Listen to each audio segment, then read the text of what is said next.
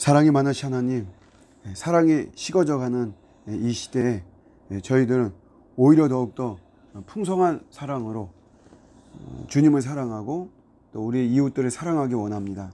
마음의 할례를 베풀어 주셔서 참 좋으신 우리 주님을 한없이 사랑하는 저희들 될 수 있도록 은혜를 베풀어 주시옵소서. 행여라도 교만한 가운데 행하는 나의 일들이 결코 성공을 이루지 못하도록 해주시고, 오히려 겸손한 가운데 보잘것 없지만 주님을 의지하면서 나가는 것들, 그런 것들에 대해서는 철저하게 승리하는 결과가 나오게 하여 주시옵소서. 예수님의 이름으로 기도드립니다. 아멘. 오늘 주시는 말씀이 사무엘상 20장 42절입니다. 요나단이 다윗에게 이르되 평안히 가라. 우리 두 사람이 여호와의 이름으로 맹세하여 이르기를 여호와께서 영원히 너와 나 사이에 계시고 내 자손과 내 자손 사이에 계시리라 하였느니라 하니, 다윗은 일어나 떠나고 요나단은 성읍으로 들어가니라. 아멘. 사울은 다윗을 죽이려고 할 뿐만 아니라 다윗 편을 드는 요나단까지도 죽이려고 하죠. 요나단이 누구냐면 자기 아들이잖아요. 왕이 그 서열 계승 1위죠. 아들이지만 단창으로 죽이려고 그러죠. 완전히 제정신이 아닙니다. 그러니까 이런 걸 통해 가지고 사울의 확고한 살해 의지, 다윗을 죽이려고 하는 것이 우연이나 일시적인 것이 아니라 아주 집요하다라고 하는 확고한 살해 의지를 파악을 했어요. 그래서 이제 결국 요나단과 다윗 사이에 언약을 맺죠. 언약. 우리가 서로 간에 평화를 이루자. 우리는 저렇게 아버지처럼 우리가 서로 막 죽이고 이러지 말고, 우리는 서로 지극히 평화를 이루자. 우리 후손들까지. 그래서 언약을 세웁니다. 언약을 맺죠. 여기에서 하나님께서 우리에게 약속하신 이 언약의 원리를 볼 수 있어요. 오늘 그것을 본문의 이야기를 하고 있습니다. 두 가지인데요. 하나는 이 언약의 원리 하나가 영원하다는 거예요. 영원. 언약은 영원해요. 하나님은 우리에게 주신 이 언약이 영원하죠. 오늘 요나단과 다윗도 그 용어를 쓰고 있죠. 영원히 너와 나 사이에 또 우리 자손들까지 해서 영원히 우리가 이런 평화 조약을 맺자는 것이에요. 하나님이 우리에게 창세기 3장이나 또 아브라함을 통해서, 다윗을 통해서, 또 실체가 되신 예수 그리스도를 통해서 새 언약이죠. 이런 언약의 그 유효기간이 뭐냐면 영원입니다. 영원. 예수를 믿으면 구원받습니다.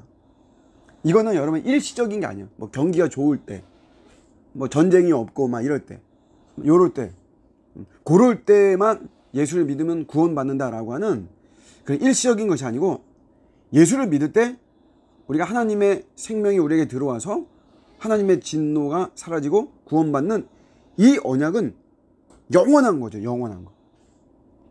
구약의 대제사장들 속죄하는 그 유효기간이 1년이죠. 1년. 그러니까 그 사람들은 해마다 대속죄일에 제사를 드려 가잖아요. 그런데 여러분, 십자가의 유효기간은 이거 영원한 겁니다. 그러니까 예전에 뭐 지금을 기준으로 해서 1000년 전의 사람들한테도 이 언약, 예수를 믿을 때 구원받는 이 새 언약은 1000년 전에도 유효한 것이고, 지금은 말할 것도 없고, 앞으로 1000년 후에도 마찬가지로. 왜냐하면 1000년 후에는 얼마나 많은 것이 변하겠어요. 엄청나게 변하겠죠. 그래도 이 예수를 믿을 때 구원받는 이 언약은 변하지 않습니다. 영원히 가는 거예요. 영원히. 우리가 여러분 이것을, 이 영원한 이 언약, 이것이 우리에게는 복음 전도할 때 우리가 담대하게 나올 수 있는 근거가 되는 것이에요.